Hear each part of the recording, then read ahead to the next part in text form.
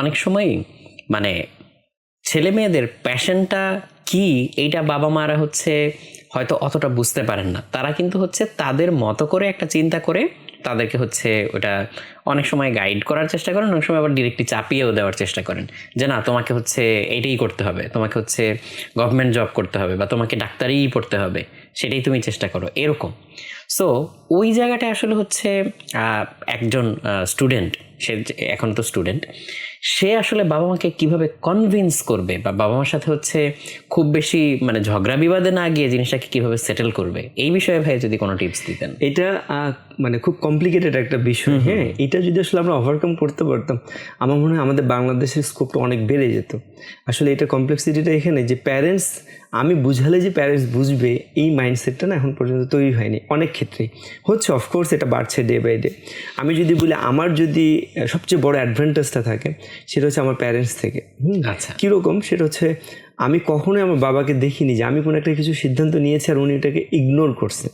হ্যাঁ, উনি আমাকে ঢাকা পাঠিয়েছে, ওনার কথা হচ্ছে তুমি পড়াশোনা করো, আমার যত টাকা লাগবে আমার রক্ত বিক্রি করে হলেও তোমাকে আমি পড়াশোনা করাতে চাই।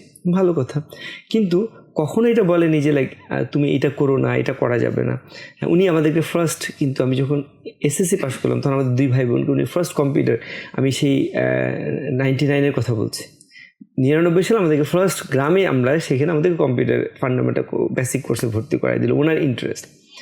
এরপরে যেটা হলো লাইক আমি যখন ঢাকায় এসে আমি যখন এই যে ডিজাইনের উপরে যখন আমি কোর্স করব, তখন এটা খুব এক্সপেন্সিভ ছিল। তখন একটা কোর্স 6 মাসের একটা সেমিস্টার 36,000 টাকা তখনকার সময়। আজকে থেকে আমি প্রায় 20 বছর আগের ঘটনা বলছি, 2004 সালে আমি যখন কম্পিউটার শিখি। তো আমি যখন আমার বাবাকে বললাম যে এরকম একটা কিছু শেখা যায় না, এটার স্কোপ অনেক ভালো, উনি 1 সেকেন্ডের জন্য আমাকে বলেনি যে লাইক না এটা করা যাবে না। উনি আমাকে শুধু এতটুকু বলছে যে দেখো আমি মনে করি তুমি যেটা করো নিশ্চয়ই সেটা ভালোর জন্য।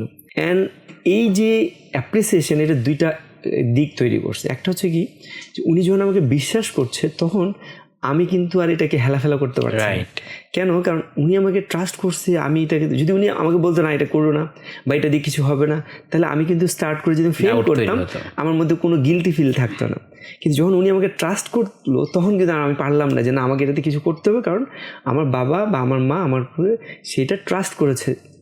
বুঝা গেছে? তো আসলে বিষয়টা যেটা মোর কমপ্লিকেটেড এই জায়গাটাতে, যে লাইক আসলে আমার মনে হয় যে বাচ্চারা অবশ্যই সেই চেষ্টাটা করা উচিত। কারণ আমি যেটা মনে করি, একটা মানুষের সাকসেসটা 90% ডান হয়ে যায় যদি সে তার পছন্দের জায়গাটাতে চলে আসতে পারে। হ্যাঁ, অ্যান্ড বাকিটা জাস্ট একটা এফোর্টের ব্যাপার।